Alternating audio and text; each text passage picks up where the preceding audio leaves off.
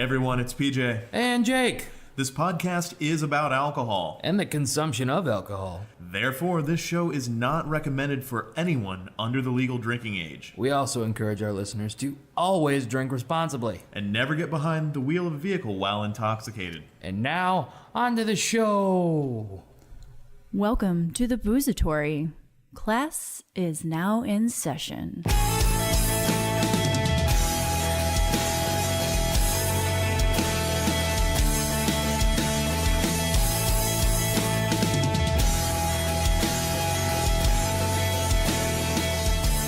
Dang, we did it again. The Boozatory's here, and I'm excited for this one. This has been a long time coming. PJ's here. Hi, PJ. How's it going, Jake? It's going good. I started a new job. Yeah, you did. Mm-hmm. You get to be your own worst nightmare for a little while. I do. I'm out of the Depot Dog income bracket. We've done it. So, what's the next step up from the Depot Dog? Probably Fuddruckers. I found a Fuddruckers near my work, and I'm going to go a lot. Wow. I didn't even realize those still exist. I know, right? I think technically the next step up from Depot Dog is 2 Depot Dogs. True. That's where you need to go. That's where I'm at right now. Anything better than a Fuddruckers, though. Jesus fucking Christ. It's going to be a lot of just saving up for Montreal gear. All right, well, I think we should just dive straight into this one. We're here, we're doing rum, we're having some fun. You can't do rum and not, really have just a whole party about it. It's a fun beverage, you know? Yeah. But we got guests. I have fantastic comedian Mike O'Keefe with me. Hey, what's up? Which you are a surprise rum fan. Yeah, it's a weird thing that I like. You and I kind of come from the same world of PBR and punk rock. Yeah. But I like this sweet demon, as I call it. I mean, do you guys like ska music? Oh, I yeah. love ska music. That's why. Oh, okay. Ska is island music. It is island music. They're all from Ireland. Yeah, I saw the Pie Tasters Friday. Here's to get some real nerdy about music. The first wave of ska came from the islands, right? Yeah, it's all Jamaican music. Yeah, The second wave was UK, which is an UK. island. Yeah, which is an also island. And the third wave came from Orange County, which is... It's like an island. It's like an island, but like like an completely island, landlocked except one side. Yeah. Soon to be an island. It'll very, very, yeah. You listen. We have a plate tectonics expert here. And who did you bring Speaking first, of our PJ? expert, here is from Tailwinds Distillery in Plainville, Illinois, the wonderful Toby Beall. How you doing, guys? Toby. Good. We're glad to have you, Toby. We attempted this episode once before, and I learned a lesson about my podcast equipment. So we're really glad we were able to get you back in for this. Oh, I'm happy to be back. Much different setting now. Yeah, it was a fun day though. We were at the Chicago Rum Fest, and we taped this episode in a pickup truck. Yeah, it was not only a pickup truck that is completely plastered with rum logo. It was the Tailwinds pickup truck. Yeah, it's actually a really sweet vehicle. That sounds great. What are we talking here? F-150, F-250? Yeah, F-150. That's a good American truck. I appreciate that. Yeah. No, are you guys in the bed of the truck? No, we were in the vehicle. In the cab. Yeah. Okay. Yeah, it was a terrible day, man. It was probably raining. Oh, it was the perfect day to drink a lot of high proof rum. Also, it was moving vehicle. It was also a day where I learned that if you're an industry guest at one of these festival events, you are expected to spit out what you try. Because you're gonna get That's the greatest fucking thing I've ever heard. That was the first thing I told him. I was like, hey guys, we're not here during the public section of this. This is the industry portion. Everyone in here is a bartender, a brand ambassador, a distiller. They work in the alcohol beverage industry, specifically dealing with rum. And you're going to be served as if you are also one of those people. Because what happens is they give you a little shot glass snifter thing when you walk in, and you just kind of walk up to any table. Like a tulip almost? Yeah. Okay. You ever seen someone drink brandy out of a fancy glass? Oh, yeah. Myself in the mirror every day. Yeah, that glass.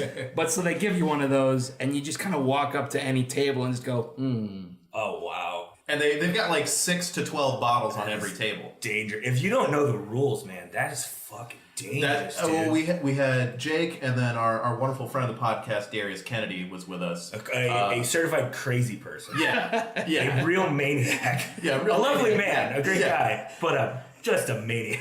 Yeah, but it's awesome. Yeah. It's awesome. So I had a serious like, all right, guys, don't fuck up. Oh, you had to like dad him. Yeah. Yeah. It's like, hey guys, this is the industry that I work in. Please don't embarrass me. I will turn this car around. It's like, oh, And yeah. in our defense, we did not embarrass you. No, I brought you into this world of drinking. I can take you out of it. In the most literal sense, I walked you guys in the door, and I could have walked you right back out. But it definitely took us a minute to be like, oh, we're supposed to spit this out. Oh, jeez. I typically don't, but also I get pretty small portions, and I drink a ton of water, and I eat throughout the events. So. We don't. Yeah. But anyway, I probably had 12 glasses of water in the like 2 hours we were there tasting. That's how you gotta do it. I was- Especially if you're drinking liquor. I was Oh there. yeah, it was straight rum the whole time. Oh, I think there were only 2 cocktails. I was there for a good 45 minutes before thinking, oh, they have water? Right on. Famous last words. Oh my god, there was water the whole time. Shit. Yeah. Speaking of beverages, let's talk about the one we have in front of us because Mike was getting antsy. Finally. Yeah. Jesus All right, guys. fucking So we are featuring right now. I don't know if we can cuss on this, but Yeah, You're Jesus, flipping Christ. We've got that mature rating on there. We're using Tailwinds Wonderful Coffee Rum. Typically, when I do the podcast, I start with something very like straightforward and basic.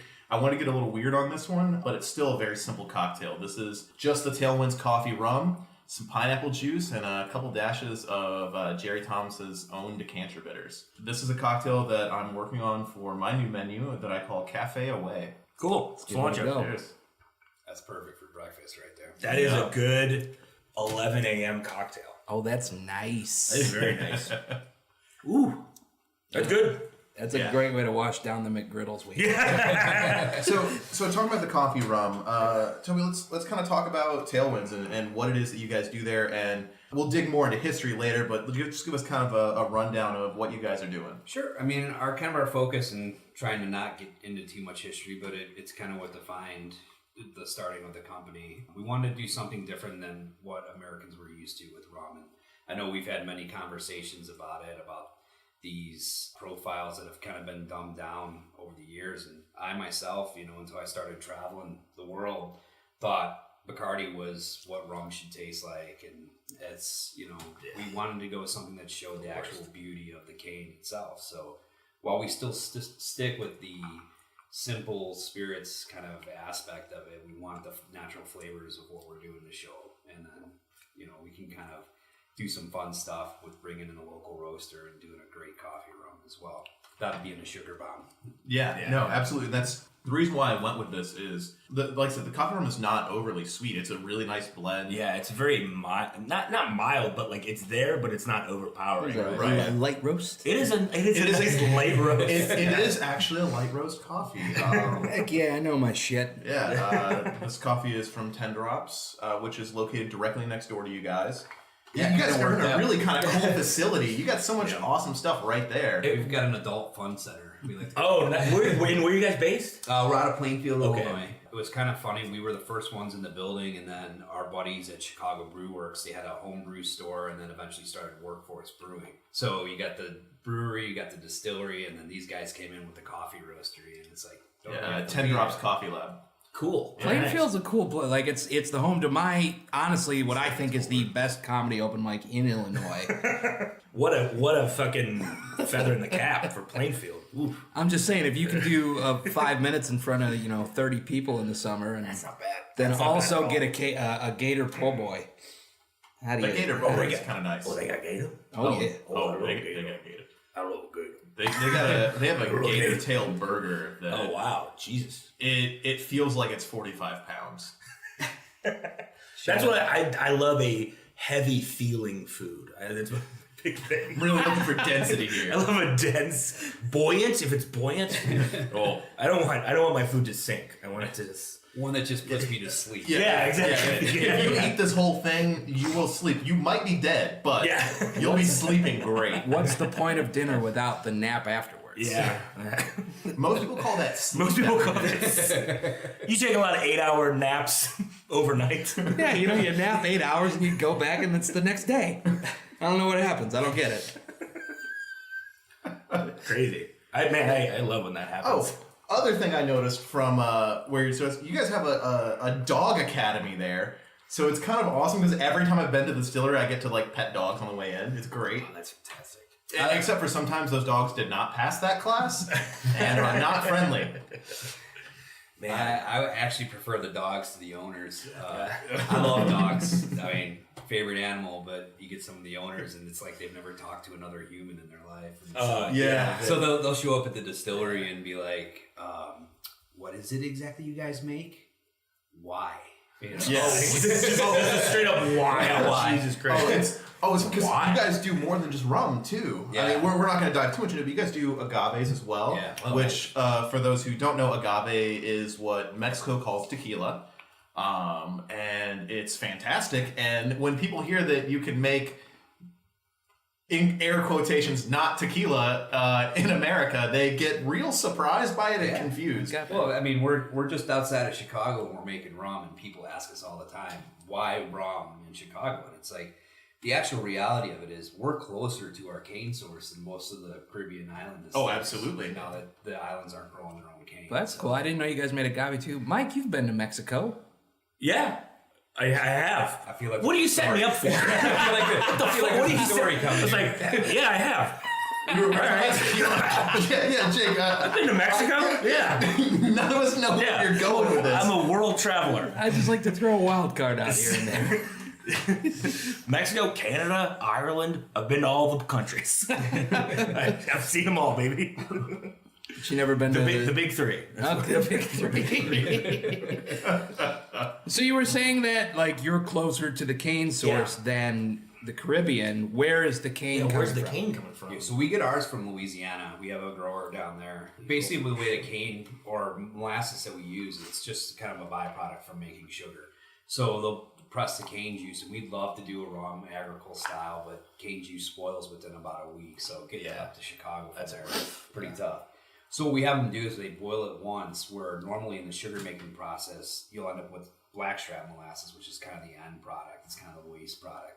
That's the stuff you don't want. That's been produced, boiled about 12 times. It makes a great rum, but it takes a lot of time in the barrel or carbon filtering to just even make it palatable. So we have them stop after the first boil, and it makes these beautiful, vibrant rums, almost agricole kind of style, but you get that like Jamaican pot still kind of. Let's talk about a little bit of how Tailwinds came to be and like how you guys came to start doing what you're doing, especially you was talking about traveling and everything. I think you've traveled more than all of us in this room, but that's for many other reasons. It's pretty funny. I actually just looked at my logbooks. About the last 10 years, I've done 2 million miles, which Holy shit. you know, that's as the actual pilot of the plane. But I was a home brewer, loved beer, you know, and all the different expressions. I just like making stuff. I like cooking. As I started to travel, I fell in love with flavors of food from different places. And then as I spent more time in South America, Caribbean, Central America, fell in love with rum. And you'd see from these different places that, I mean, I'll never forget it. You know, I wouldn't drink it now as a sugar bomb, but the first time I tasted one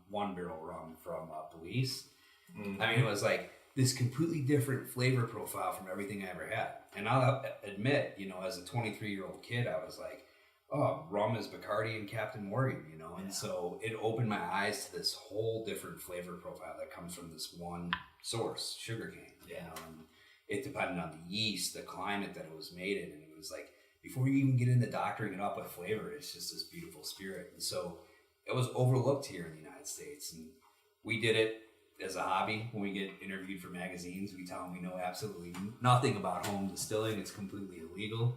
But we had a nice little still that we were building out in Arizona. In fact, the day I was welding it together, we had a nice little Mormon population that surrounded us. And I'm sitting there welding this thing together, and these guys came to the door, and I'm like, if you only knew what was going on. We're making hooch in the back.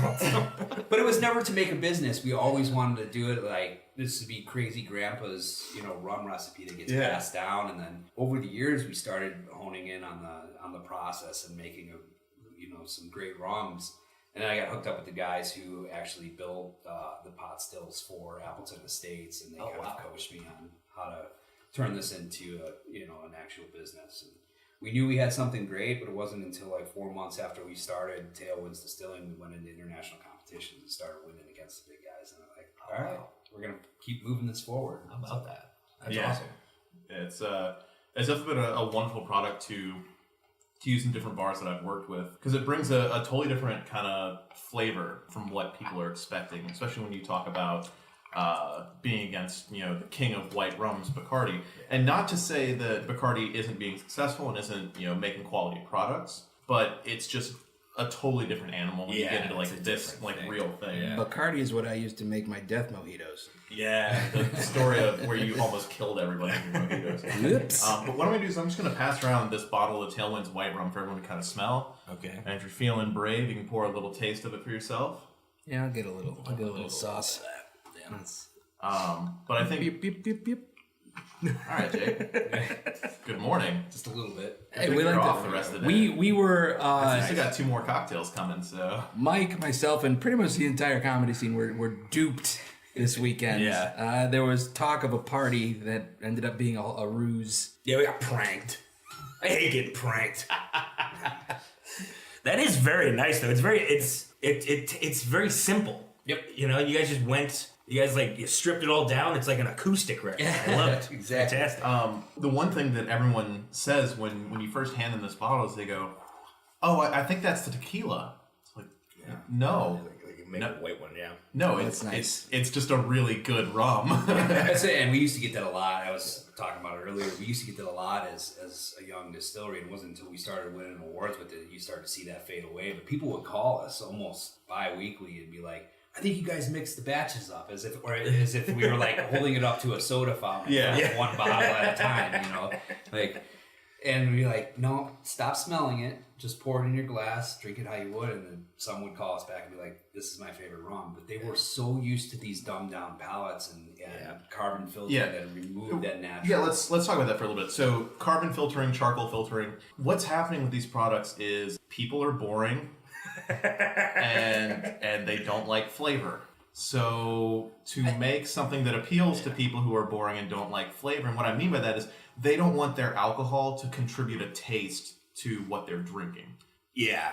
Vodka sodas, Jack and Cokes, things like that. You and I doing this, we're kind of flavor chasers. Yeah, I want to taste the alcohol. Let's get into the real flavor of it. Yeah, we're very spirit forward, as you have said in the past. Yeah. And I'm the same way. People ask me all the time, especially with tequila. It's like, "Hey, what's your favorite añejo?" Or just this morning I got asked, "Hey, what's a good age version of a mezcal?" And I'm like, "Why would you do that?" Yeah, don't.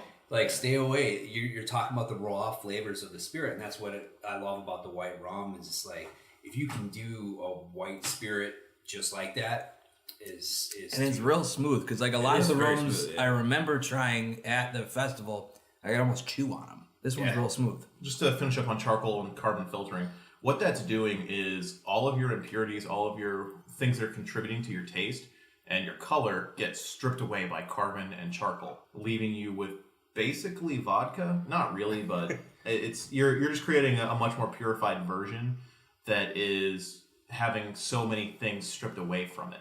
And while pure in some aspect is good, with rum you want some of those impurities. You want those little things that are contributing to the flavor. You don't want to over distill it. You don't want to overwork it. You thought it was coming out. Oh no! I stayed up too late to watch a terrible football game last night. So I'm right now is when I'm coming back around. I'm like, all right, here we go. Yeah, all right, he's rallying now. Yeah. No, but I really like how it stays on the back of my tongue. Yeah, I think that's very rare for a rum. It's a nice sensation. Right. Filtering, yeah. So we keep interrupting. No, it's all good. We'll just edit it all out. It's all fine. I can make it seem like you guys just sat like perfect listeners. The wonders of technology. But no, so it's really cool to see a product that is being true to the spirit and is allowing the source to speak for what it is. It's kind of reminds me of wines, right? Wine, the taste is decided by the grape. Whatever the vineyard, whatever the grounds give you, that's what it's going to taste like. And that's kind of what this rum makes me think of. It's not being overworked. You're not changing the flavor to make it taste like something else. You're just letting it be what it is, and you're getting a really wonderful product from it, and it's refreshing. And that's the raw form. We like that. We want the spirits. We want the white rum to be cane in its rawest form, and that's I think what we hit on here, trying to do. Also wanted to find an American style, and something to be proud of. I think we're going to take a small, quick little break and make another round of drinks, and we'll be back to talk about rum in America. Yeah, we're going to do it. Hey, we're back with Rum Round 2. Hello. Hi. So That's a little different Jake than we had earlier. Professional broadcaster. hello. Hi. All right, so what do we got in front of us now? We have two very different daiquiris. One is a little bit of a traditional daiquiri made with Tailwinds white rum, some simple syrup, and lime juice. And the other is made with Tailwinds After Dark, which is their overproof dark rum. And this one's made with Demerara and lime juice. And for those who are just joining us for the first time with this episode, on the first episode, you harped that the daiquiri is a big drink for you.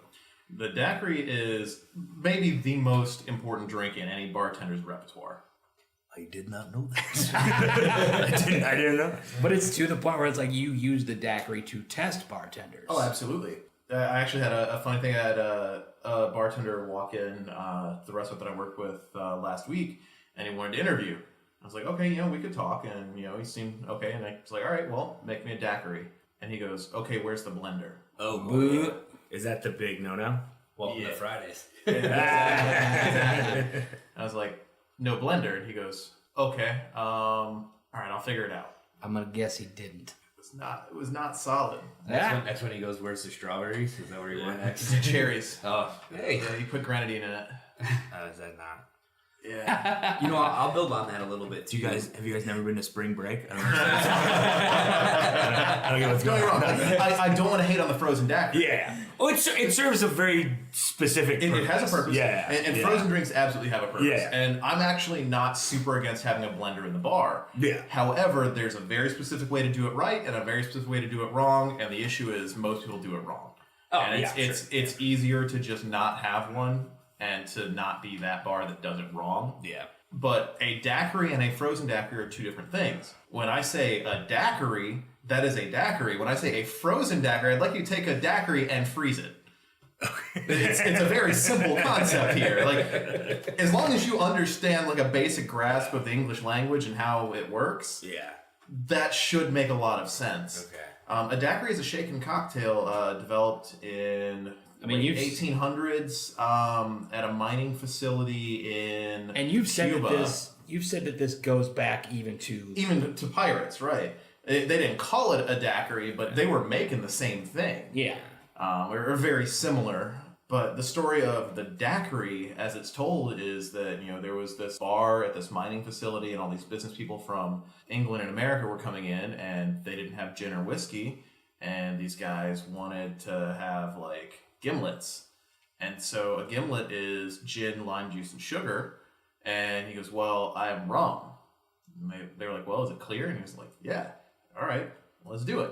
So that's how the daiquiri came to be. It's white rum, sugar, and lime juice. It's very simple. It's 3 ingredients that almost every bar should have, unless you're like hyper specialized. But you should have lime juice, you should have ice, you should have sugar, you should have rum. And you should have the ability to shake those things. And so if you can't more than 2 glasses. Yeah. So if you can't execute the most basic of things, the daiquiri is the easiest approach to that, because you can even do the daiquiri all equal parts, and it's still palatable as long as you shake it properly and you get the proper dilution.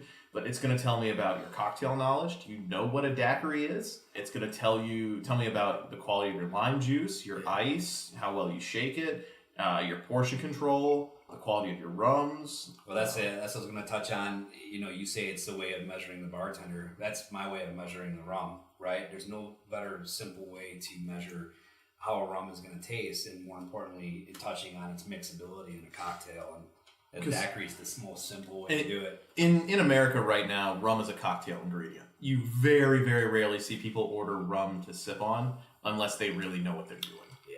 I like to sip a nice Mount Gay. I think that's a good sip. Yeah, they're okay. Speaking of which, Mother, may we?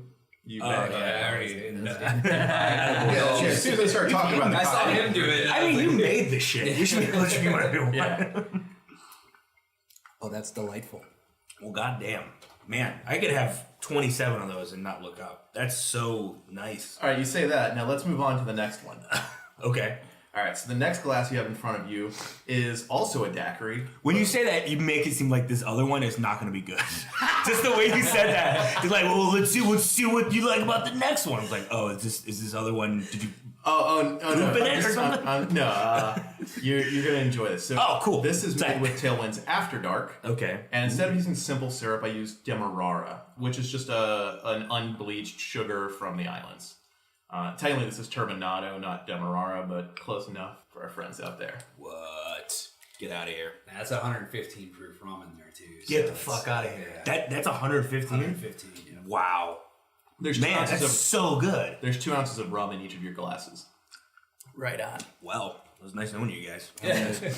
Man, that's 115 proof. That's 115 Get proof. out of here, man. That's That's awesome. so Which is smooth. just the difference so is easy. It's one of my favorite cocktailing rums too. Yeah, I as far as daiquiris go, I'm leaning towards the After Dark one. Yeah, there's a reason why I make that one a lot. that after dark is man, that's good. That's really good. Mike, when did you get into rum? I'll be honest with you. I was like, you know what? I'm gonna be a rum guy. It was a very conscious effort because it's like there's so many Scotch dudes and I like whiskey, and I like Irish whiskey a ton. But I was like, man, this other thing is so when it's good, you get an Appleton or a Mount Gay or something. It's such a different thing. Yep. And it really, I just like the lingering aftertaste, what we had on the white one earlier. And I really like just the complexities of it. And the way you guys do it, where it's so simple, but it has so many flavor profiles and so complex. It's just delightful. I really enjoy it. Mm-hmm. That's awesome. That's why we're a rum distillery. I mean, it's you see all these people that have my grandpa drank this whiskey or whatever. Yeah. It's you want to be this new generation. For sure. Yeah. I think rum in the American market's on a major boom.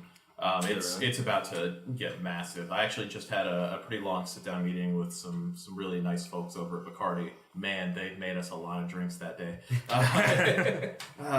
Pro tip out there to you guys. Like I said, these industry events, they give you a lot of alcohol. Sometimes they're not going to be pushing water on you. Make sure you go and get water. I had a very long day and made some mistakes. I did not consume enough water that day, but handled myself all right. Yeah, Jake came and picked me up because I was smart and knew ahead of time I was going to be drinking for 9 hours straight that day. Holy sh! That's I had 4 different industry events back to back in the same day. That seems like it's too many. It was a lot. That's some stamina there. But, yeah, that really. I do like that, Mike. It's a conscious decision. Be I'm a rum guy now, and your friend's all right, drink this Jameson, nerd. And you're get bent. All right. All right. I'll drink it. No, I mean, Jameson is just the official. I feel like that's the official whiskey of Chicago. Would you say that? Of our. I would say our I would say it's probably yeah. Chicago Distilling or CH, either of their whiskeys, or maybe Koval. They have a great Chicago-based whiskey distillery, and then there's Whiskey Acre out in DeKalb. I'd probably call all of those the official whiskey of Chicago. I'd say it's more the whiskey of our ilk. Yeah, that's true. The official whiskey of scumbags in Chicago. Yeah. I have found some amazing Irish whiskeys that we will dive into on our whiskey episode, which is going to be coming out pretty soon as well. Who are your Irish guys? And you don't have to get too. We don't have an Irish whiskey planned. Okay. We're going to do a Whiskey 101, and then eventually we'll break off into Irish down the road. We'll come talk Irish whiskey too. I'd love to. I'll get you messed up on some Irish whiskey. I'll introduce you to stuff that'll make you never drink Jameson again. I'm trying not to. Trying not to. Yeah. So it's every day. But so, we were just talking about whiskey, and you my father, my grandfather, they drank whiskey and made whiskey. We make whiskey. Whiskey's the American spirit. But we kind of talked about that earlier. Rum is very American, more American than whiskey. Yeah, and there was a point in the colonies where there was 123 rum distilleries in New England alone. And you're talking about America's first spirit. This was it. It came over on the Mayflower. Yeah, pretty much. I mean, sugar trade was huge. And again, when you're making sugar, you have all of this molasses that's left over. And so it became... Speaking of the Bacardi family, one of their family members was on the Mayflower. What? Yeah. One of the first 3 ships that came to America. One of the Bacardi family Nathaniel members. Bacardi? Wow, that's amazing. More like Jose. But Yeah. Felipe. Yeah, it's wild.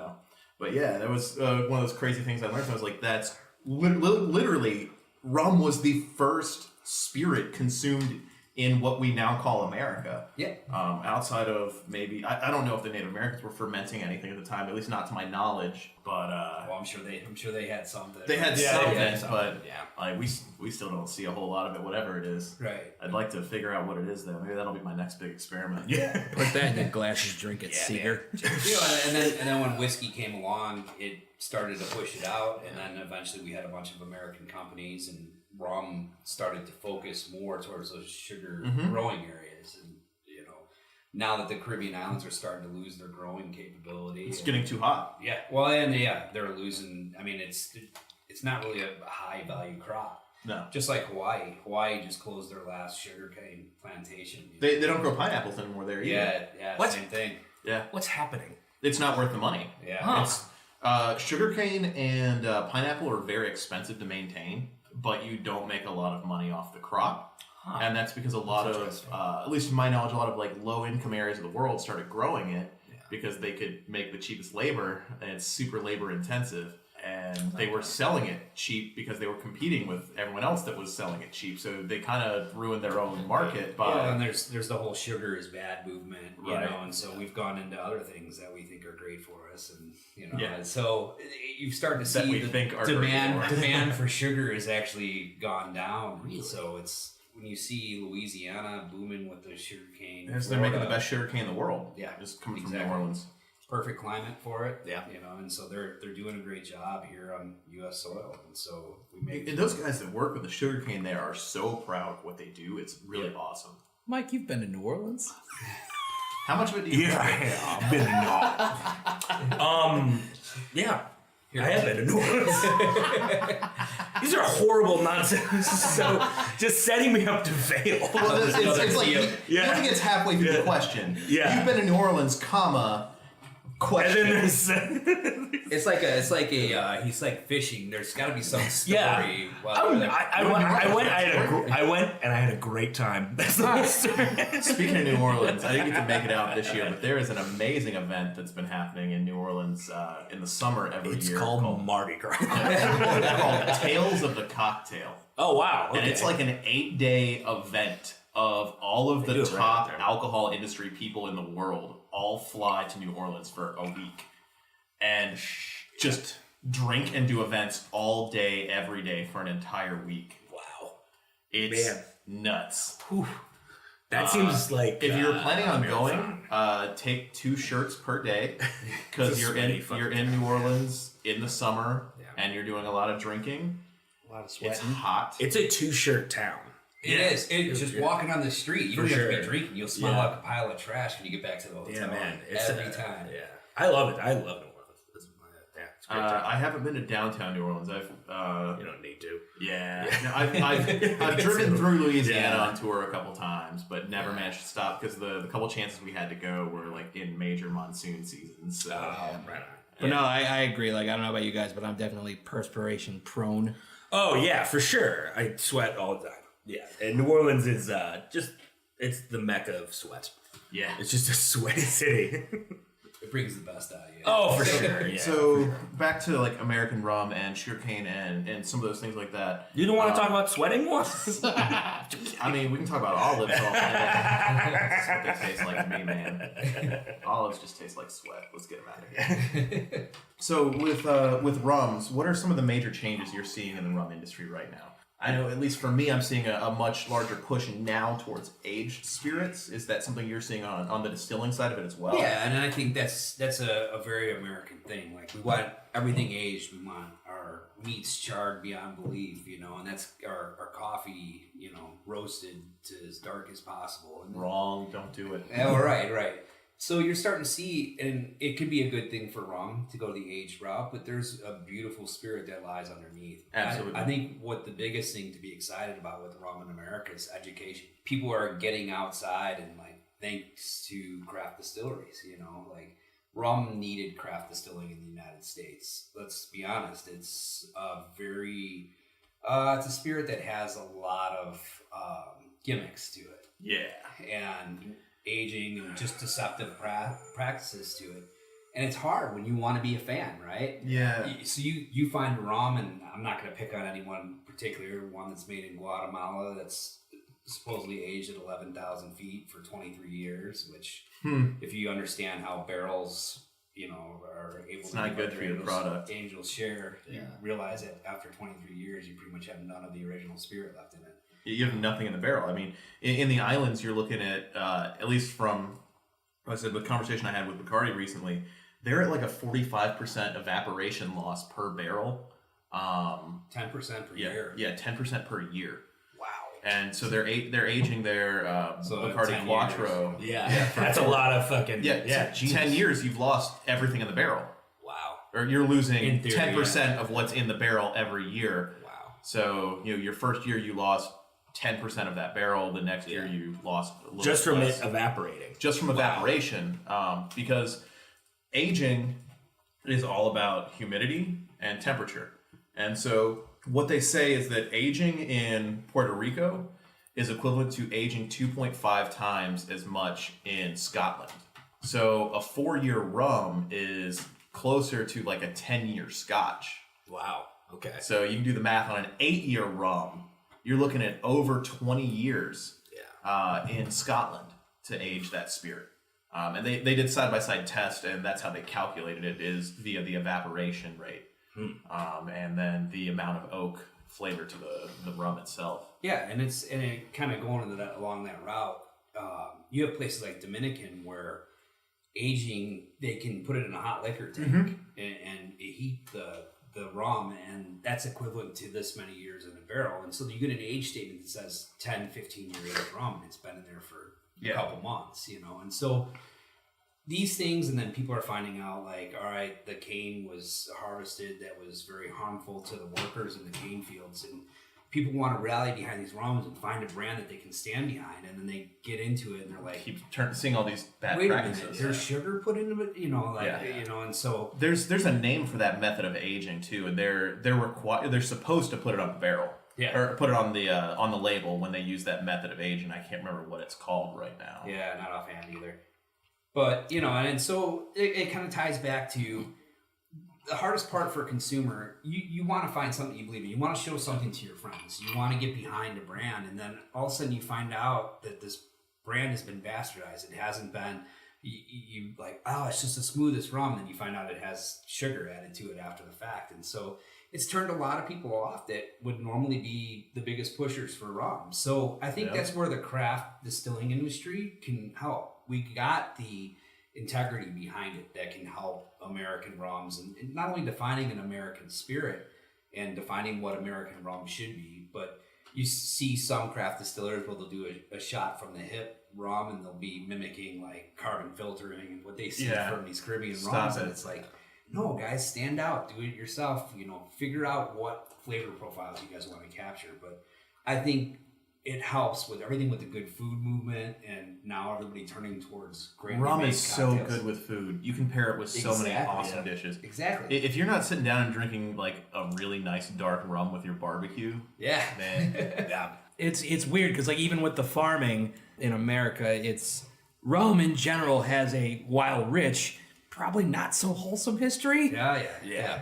And it's, you look at it, a part of with the sugar trade came the slave trade, and they were kind of hand in hand. And I like to think, as a society, we've come a long way. So, it sucks, the history. Hopefully. What sucks is when you continue to make the same mistakes and don't learn from them. But you can use that in every aspect of life. those who do not learn from history are doomed to repeat it.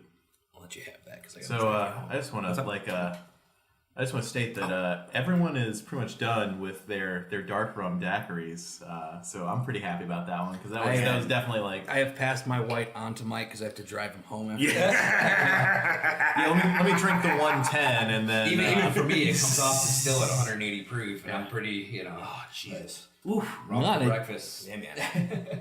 So one thing that we've talked about a little bit is labeling. A lot of people don't realize this, but there's so many laws that go into like what you have to and what you are allowed to put onto your label. What are some of the things that you've kind of run into that maybe were a learning process, or maybe might be something that the average person doesn't know about? Some of the legalities behind labeling. Well, so with labeling, and especially in respects to rum, we kind of walk this fine line as distillers. We're pushing for rum to have some sort of standardization, right? Like tequila has. Yeah, tequila exactly. is nuts, by the way. I just left a CRT class, which is they're the regulatory agency in Mexico that handles tequila, and they handle like only tequila. They don't handle sotole, mezcal, any of it. 5 hours of that class was about tax law. Oh yeah, really? Regarding so tequila, the name is owned by Mexico. It's what's known as an appellation of origin, much like champagne is owned by France. I was about to ask. So you can't make champagne anywhere else. Same thing with tequila. I've got an official letter saying that exact thing. And that's why you call your thing agave. Yeah, we call it agave. We're not allowed to call it tequila. Wow, but so there's unless you pay them a lot of money. Yeah, we wouldn't even be able to. It has to be made in one of the 5 regions that are. Just get approved. Yeah, exactly. We'll just annex the small suburb of Chicago. So they have no problem shipping us the raw material, knowing what we're doing. Oh, we went over that too. Yeah, you can ship raw tequila, but once you're making it in America and selling it as something else, like if you are doing the actual distillation, you cannot call it tequila. Wow. Yep. Okay. Yeah. China got away with it for a little while until they had a trade agreement. There's a certain amount that can be bottled in the U.S. and be sent here and be bottled. But getting back to the labeling, especially with rum, it's an internal battle because we want to see standardization. We want to see it like tequila. But one of the great things then we proceed with caution, because one of the great things about rum is that there aren't a lot of rules. It's the Wild West. Right? Yeah. It's what allows all these different expressions. If you start saying it has to be made exactly this way or exactly this proof. Now, there's some things that we agree with, like a rum is supposed to be above 30% or 60 proof. Yeah. But I mean, you see Malibu, which is like 21% being marketed as rum. Right. So they have a very loose interpretation of it. And so there's some things that we'd like to see cleaned up, but we also do that with caution because we don't want to get towards restricted to the category. And I think that's what lends itself to, hey, as an American distiller, this is our expression of rum and allows us to do it in a great way.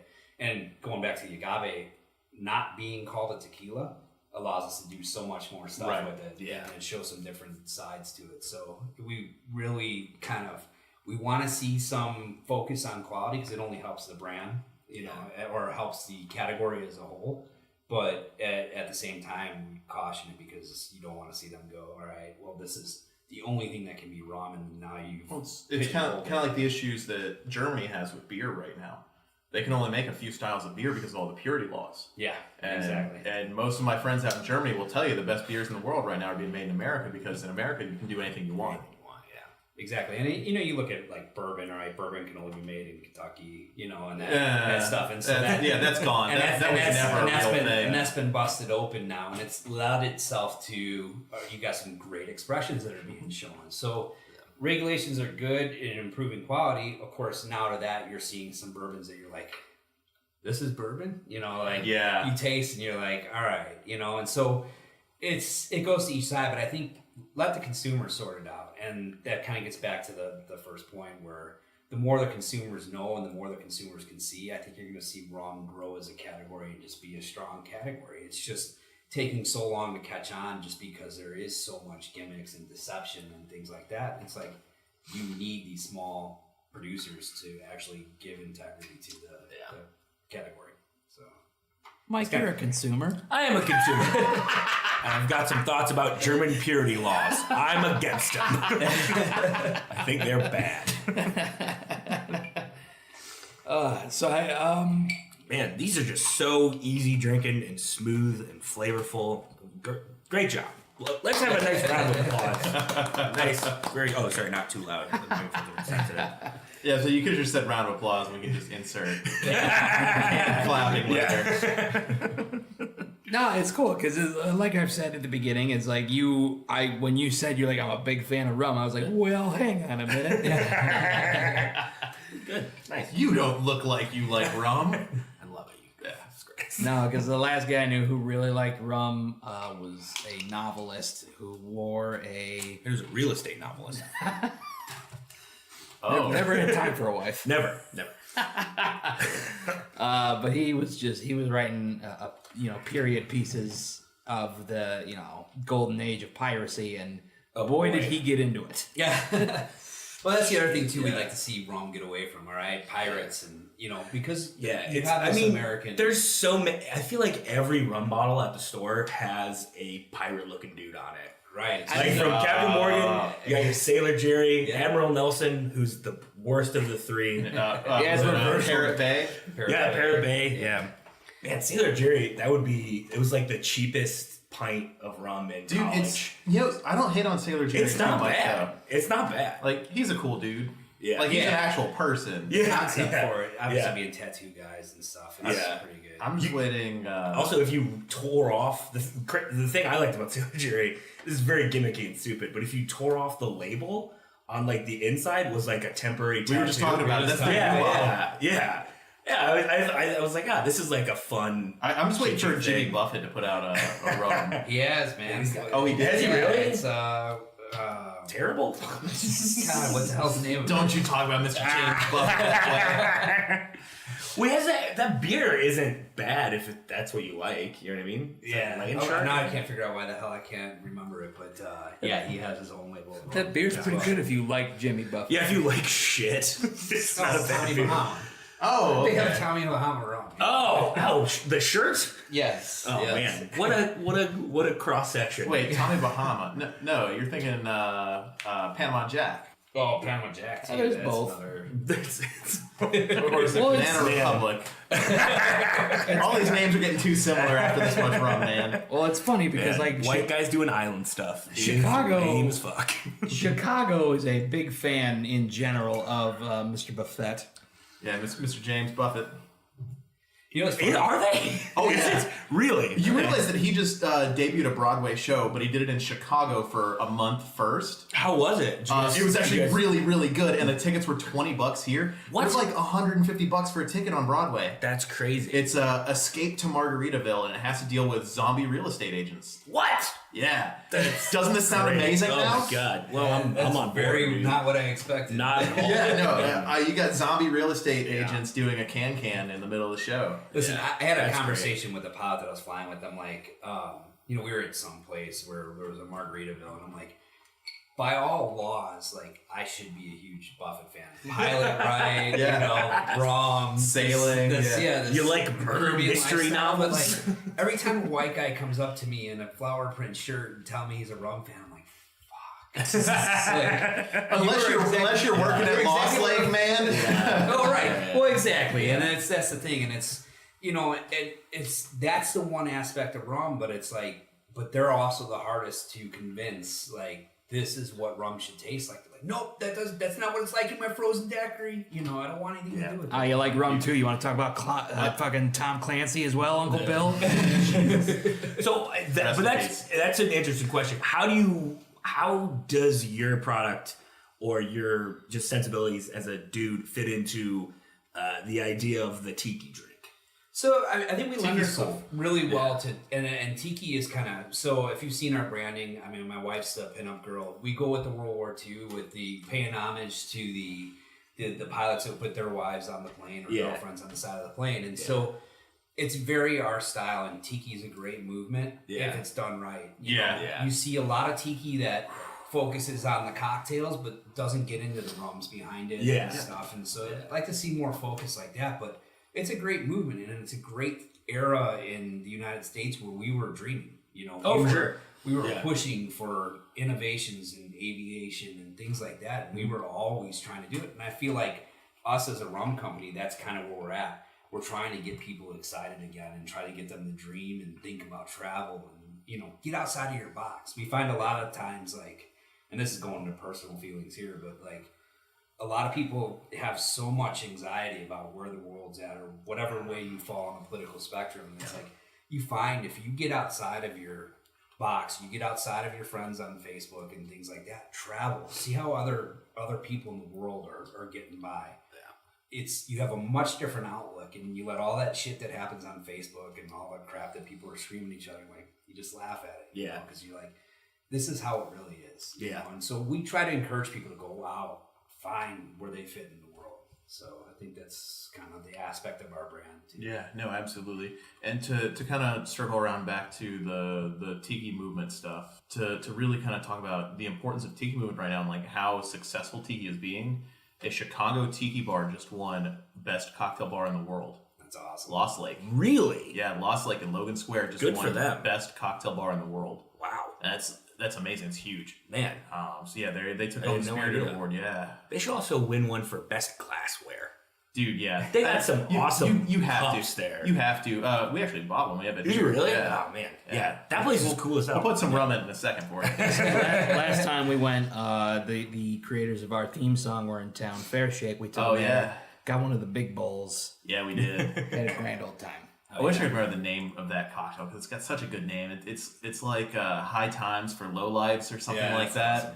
It's something like that, and it's just such a good name, man. It's such a cool idea too, because it's like sushi. You know, you go out, it's like with friends, it's a social event, and you get these giant bowls. It brings you all together. Yeah. Or, you know, set the phones aside, and you know, That's the thing. You walk in there, like you'll see people pull out their phone and take a picture, and then that's the last time you'll see their phone. Yeah. And it's really wonderful because they don't have a cell phone policy. They're not telling you can't. Yeah. But they're you're doing so such a good engaged. job that you can't Yeah. not be engaged by what's going on. Yeah. Also, the lighting in there is terrible. No, the lighting in there is wonderful. It actually is great. shut your honestly. mouth. I do love the lighting in there. everyone looks beautiful. Man. This is that red neon Oh, glow. it is Oh. great. This is a game that I like to play when I'm out with buddies, and I'll pass it on to your listeners. As soon as you get down, as soon as you get your drinks, everyone puts their phone in the center of the table, Yep, face down. First person to grab it has the next round. Yep. And I pass that on to you. Please do that, and call it. You don't have to, bring up my Twitter handle at the Mike O'Keefe. And you definitely don't have to take the picture and tag yourself plus at the Boozatory in it. You don't have to do that. I mean, you should, but you don't have to. And But yeah, that's my go-to. Speaking of you sharing things, we're coming up on the end here, and as always with every episode, we like to get a favorite drinking story from our comedian guest. Oh, Just boy. and it doesn't have to be a good night, a bad night, just your favorite drinking story. So I went to a drinking college. To learn how to drink. I eventually did do that there. Was this college called Columbia? No. Everyone goes to Columbia. The here. greatest Nuts. part about any city is that you could say, "Oh, I went to a drinking college," and then they're immediately like, "Oh, is it this one?" But no, I went to University of West Georgia. No, I went to Michigan State, and I was in all controversy and horrible things that have happened aside. I was in a fake fraternity, which is really just like a bunch of dudes who Picture an were old friends. school here. Yeah, It's honestly Beta House. very similar, very similar. Animal House. And every Christmas we would have a fifth exchange where you buy the big gift boxes and we do a Secret Santa thing. And so I started comedy when I was 19. And so first year I'm in the fake fraternity. I have a show at the night of the fifth exchange. So I show up, I get my fifth, switch around. I go do a show an hour and a half away. I bomb. I make probably $35, which almost covered gas. I come back and everyone, the hook of the fifth exchange is that everyone has to try and finish their fifth that night. Oh, because fuck you, Dad. And so I I come. like you said everyone has to try. Try, yeah. So I come back and it literally looks like the opening scene in Save It Private Ryan. It's just like, dude, just like, oh, fuck, Laid out everywhere. oh my god. So I go back and instead I should have been like, oh, I'm just gonna go home. This is done. This is dead. Yeah, But literally. but in my head I'm like, oh, I gotta catch up. So I finished my fifth in probably 3-ish hours. Okay. Which isn't, that's 19-year-old stamina. Like that is just, I couldn't do it now. I don't want to do it drinking now. it straight or mixing it. It was Jameson, so he's mostly straight, but I like a Jameson and ginger. Yeah. Like any. Yeah. Speaking of Jameson yeah. Ginger, I got to go after Jim Beam for a second. Oh, cool. Yeah, please do. They have this advertisement that I've seen everywhere lately for the Jim Beam Ginger Highball. Fuck off. Jesus A Christ. highball is whiskey and soda water, for those who don't know. Yeah. So they're using Jim and Ginger and calling it a highball. But the thing is, like, they didn't come up with a creative name for it. It's just the Jim Beam Ginger Highball. So literally, you just tacked on highball to the end of what everyone already called that drink. It's a whiskey and ginger beer. Not ginger beer. In a ginger highball ale. glass? Oh, ginger God. ale in a highball my glass. God. Yeah. Don't get me wrong. That's how I drink Jim Beam. That's how my mother drinks Jim Beam. But come on, guys, like it's Jim Beam and ginger. Get bent, Mila Kunis. Yeah. Also, She did actually. Also, tip for any listeners in Michigan: Jim Beam and Faygo Rock and Rye. That was my drink in high Hanging out with school. the Juggalos, man. Yeah, that was my drink in high school, man. All right, so you're down on your fifth of Jameson. Yeah, and this girl who I was friends with is like around. She lived across the street, and she's like, we'll take you home. It's gonna be fine. We're good. And at this point, we had been on the edge of Yeah. audio medium. I apologize. we were when you're Getting close. Getting close. Exactly. I had a couple cocktails.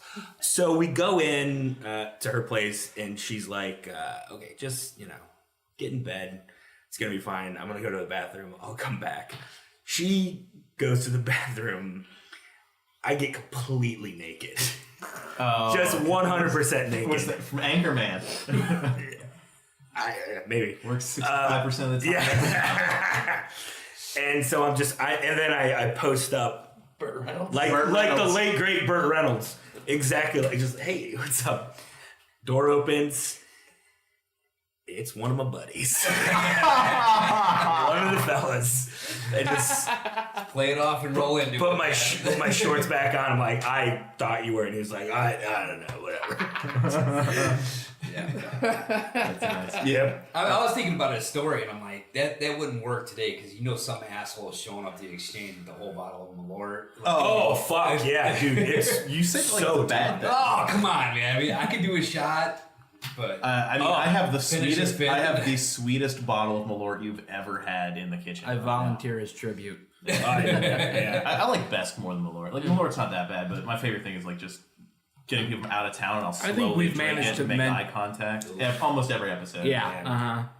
Well, we'll call up Jepson's, get a sticker. yeah, You got any drink stories for us, Toby? Not that you have to, but I've if got you a got bunch, one. but probably should not share it. He's a father now. He can't do that. Yeah, he's got kids out there that might listen to this one day. Couple So- 7-year-old hockey players that know how to work iPhones. They're gonna find this. Oh yeah. oh yeah. But So as a company, we preach responsible drinking now. Attaboy. Yeah, I mean it's always wise. Yeah. And as a podcast, we do as well. At the beginning of every episode, we get that wonderful tagline of us bumbling through, trying to tell you to be safe while drinking. And yeah. I do ensure that we all have water while we're drinking this. Yeah. I had a water. Mike found. I did. I drank a lot of water. He did. And you ate ate before you before? came. I believe the quote 2 was Gatorade, 4 left. the quote was "Bacon McGriddle me softly." Yep. Yeah. Someday, maybe. Yeah, I like the I'll tell you bacon the story about how I sent a cock shot to my whole family. Oh my God. Good for you.